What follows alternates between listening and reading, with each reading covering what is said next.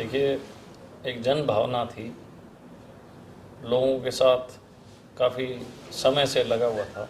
लगभग 10 साल इस इलाके के अंदर संघर्ष किया, लोगों को जोड़ा, काम किए।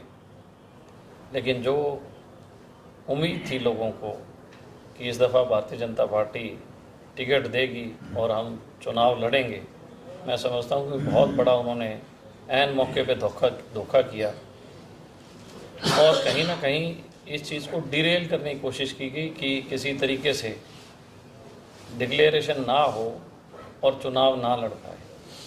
लेकिन हर व्यक्ति की एक जन भावना थी कि हमें चुनाव लड़ना चाहिए और मजबूत होके जीतने के लिए लड़ना चाहिए, केवल लड़ने के लिए नहीं।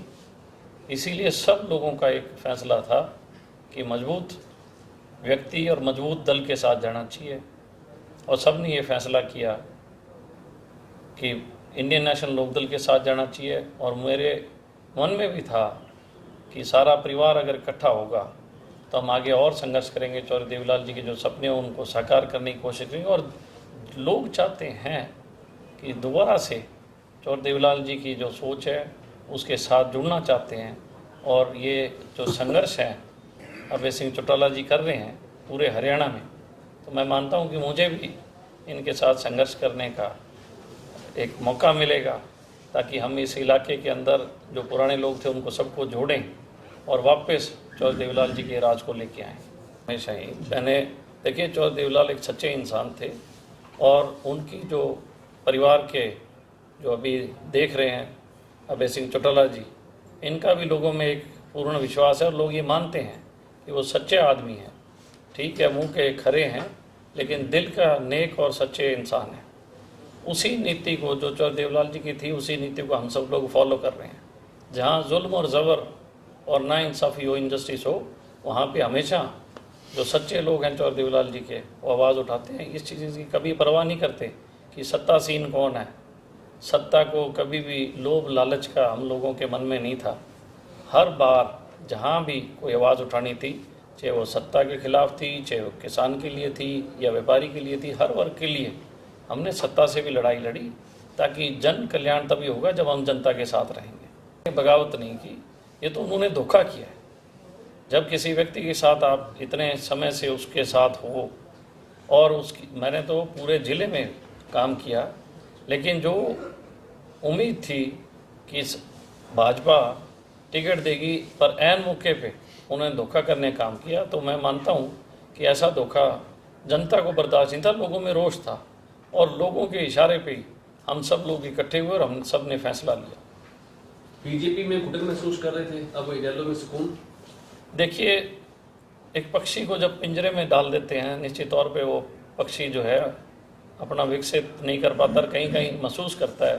चौधरी देवीलाल खुला, ये आसमान जो है वो चौधरी देवीलाल का है, खुला आसमान है। कोई व्यक्ति गांव का, देहात का जब खुले में आसमान की तरफ देखता है तो मैं समझता हूं कि उसको चौधरी देवीलाल जी की आकृति दिखाई देती है। और वो इस बात से बड़ा अपने आप को खुश नसीब मानता है कि हरियाणा का होने के नाते कि आज भी चौधरी देवीलाल जी की आत्मा उन सब लोगों के साथ है।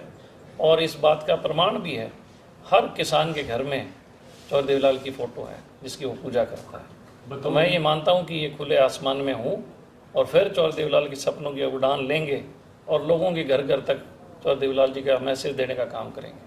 बतौर इनेलो उम्मीदवार आप नामांकन कब भरेंगे? कल का समय तय किया है।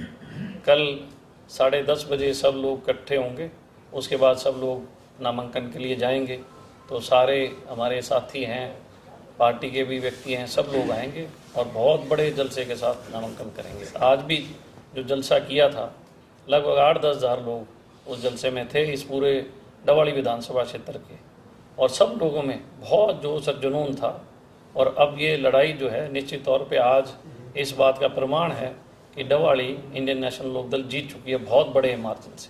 देखिए, कोई भी फैसला जो जनता के खिलाफ होता है, जनता बगावत करती है, विरोध करती है, ये उनकी मानसिकता झलकती है। जैसा कि अभी अभय सिंह जी ने बताया कि वो चौधरी देवीलाल जी की सोच को मारना चाहते हैं। उन्होंने काम लिया, ऐसा नहीं है मैंने 10 साल दिए हैं भाजपा को, मैंने काम बहुत किया, उन्होंने काम लिया। लेकिन जब समय था हमारे संघर्ष को फल लगने का, तो उन्होंने कहीं ना कहीं चौधरी देवीलाल की सोच को मारने का काम किया।